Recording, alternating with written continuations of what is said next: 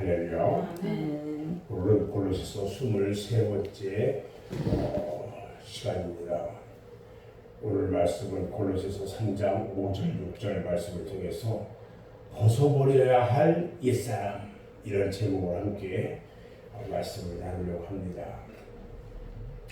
우리가 땅의 것을 생각하지 말고 위의 것을 찾는 생활을 할 사람은 먼저 땅에 있는 우리의 지체부터 죽여야 합니다. 바울은 오늘 5절 말씀에서 그러므로 땅에 있는 지체를 죽이라, 이렇게 말씀하셔요. 이 땅에 있는 이 지체는 우리의 영을 거스르고 우리의 새로운 생명에 도전하고 하나님을 향해서 함께 살려고 하는 우리의 영적 생활 의지를 막는 존재예요. 우리의 육체는요, 이 육체가 새롭게 변화받는 부활의 소망을 이루기 이전까지는 언제나 우리의 영적 생활을 거슬렀어요.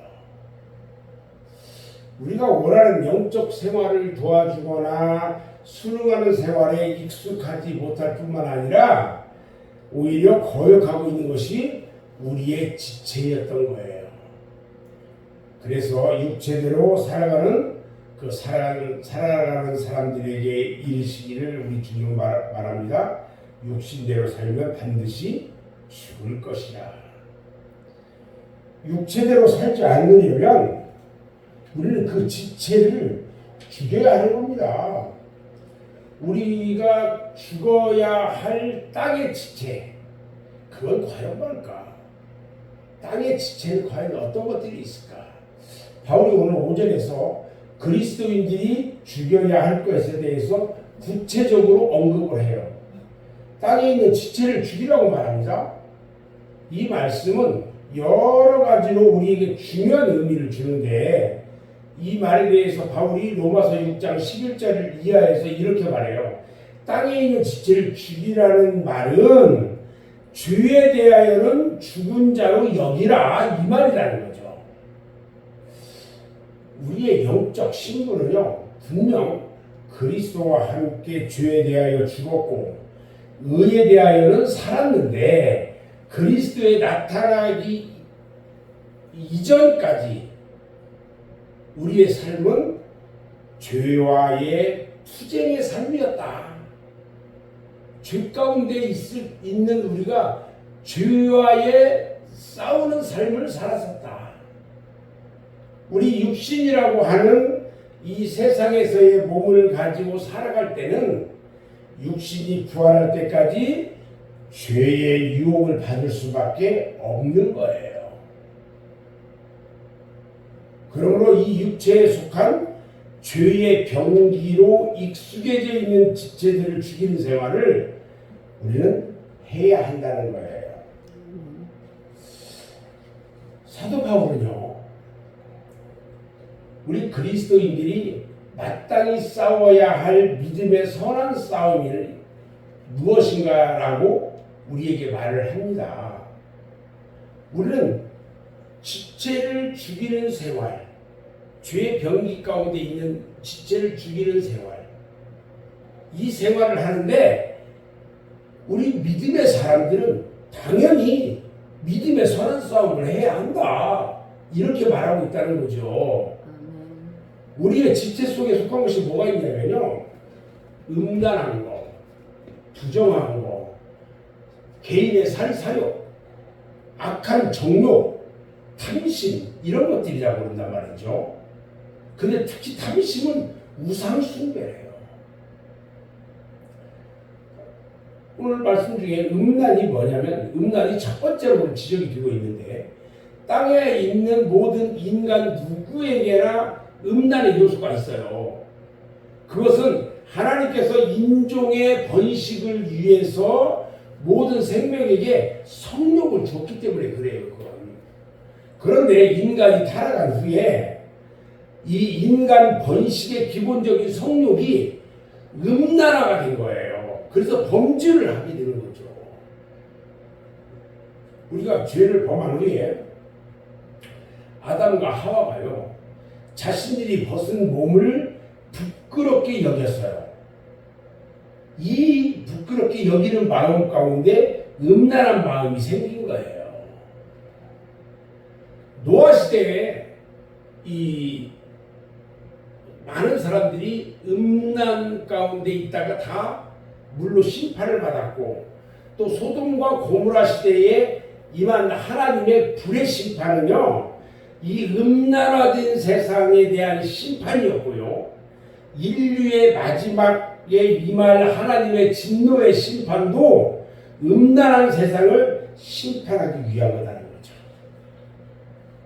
세상이 음란화가 될수록 마지막 심판의 때가 가까웠다, 이렇게 생각하시면 돼요. 지금 사회 도처에서 벌어지고 있는 음란의 심각성을 우리는 바라보아야 한다는 거죠. 두 번째, 우리 지체에 속한 것이 뭐가 있냐 보니까 부정이라고 그랬어요. 이 부정이라는 부정이라는 것은 행실의 더러움을 말하는데, 부정은 음란보다 더 광범위한 온 인류 사회에 타락하는 것을 말하는 거예요. 온 인류 사회의 타락. 마음에 생각하고 있는 모든 것들이 이 부정의 뿌리를 받고 있기 때문에 입으로 나오는 것이나 행실로 나타나는 이 모든 것들이 더러움으로 가득 차 있고요. 이 더러움이 이 세상을 더욱 악하게 만들어 간다는 거예요. 그 다음에 우리 지체에 속한 것이 뭐가 있냐면 사욕이 있다고 그랬어요. 사욕이 뭐냐면 이기적인 생각에서 나오는 자의 본 마음, 자기 중심의 생활을 하는 방식, 이것들을 사욕이라고 이야기를 해요. 인간들은요, 도덕적으로 타락했기 때문에 그 마음의 중심이 이 사욕에 의해서 움직인다는 거예요.